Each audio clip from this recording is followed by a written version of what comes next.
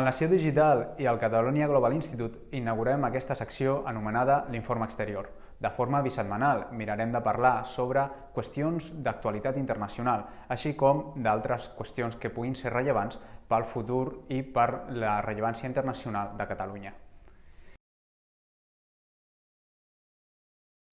El passat 6 de maig, les forces independentistes d'Escòcia van guanyar les eleccions. Això els hi permetrà demanar un segon referèndum d'independència. Des del Catalonia Global Institute hem fet una recerca per mirar d'estudiar com això pot afectar a la geopolítica d'Europa, de la Gran Bretanya post-Brexit i de Catalunya. Per què un segon referèndum per la independència d'Escòcia? Hi ha diversos motius, però segurament el més determinant ha sigut la sortida del Regne Unit de la Unió Europea. En el referèndum del Brexit, el conjunt de la Gran Bretanya va votar en favor de sortir de la Unió, mentre que Escòcia va votar a favor de quedar-se. Els independentistes escocesos veuen la seva secessió com la possibilitat per tornar a entrar dins la Unió Europea.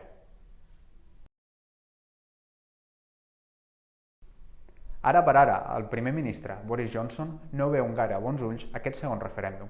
Argumenta que va haver-hi un referèndum d'independència, com tots sabem, l'any 2014. No han passat ni 10 anys i, en principi, aquest referèndum es va fer amb la promesa de que aquesta pregunta només es faria als escocesos una vegada per generació.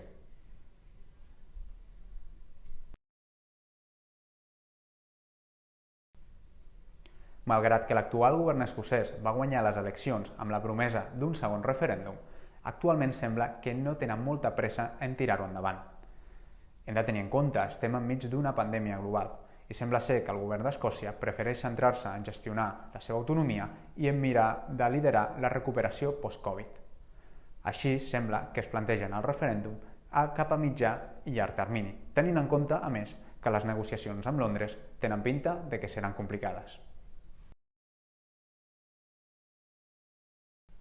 A diferència del que va passar l'any 2014, quan Escòcia encara formava part de la Unió Europea, Brussel·les va tenir una posició molt contrària llavors, però actualment sembla que les elits europees veuen la possibilitat de la independència d'Escòcia amb molta més simpatia.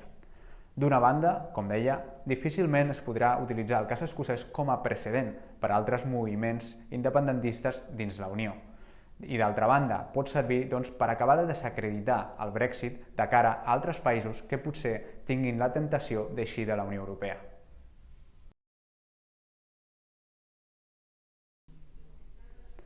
D'una banda, que hi hagi un segon referèndum d'independència d'Escòcia torna a posar el dret a l'autodeterminació dins de l'agenda política europea.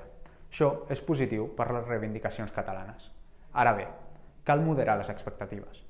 La Unió Europea difícilment canviarà el seu posicionament respecte al dret a la independència dels pobles sense estat dins de les seves fronteres.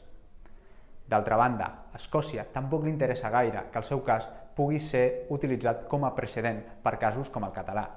Si l'SNP vol guanyar el referèndum jugant la carta de que la independència escocesa significa tornar a entrar a la Unió Europea, necessitarà el suport de tots els estats membres de la Unió, i això significa també el suport de l'estat espanyol.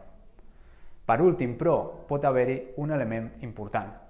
Si Brussel·les acaba fent enfadant a Londres, pot ser que aquests els hi vulguin tornar a la jugada amb els quantiosos casos per la independència que hi ha actualment dins la Unió Europea. És aquí on Catalunya haurà de saber jugar les seves cartes, en aquest triangle que es pot estar formant entre Escòcia, Londres i Brussel·les.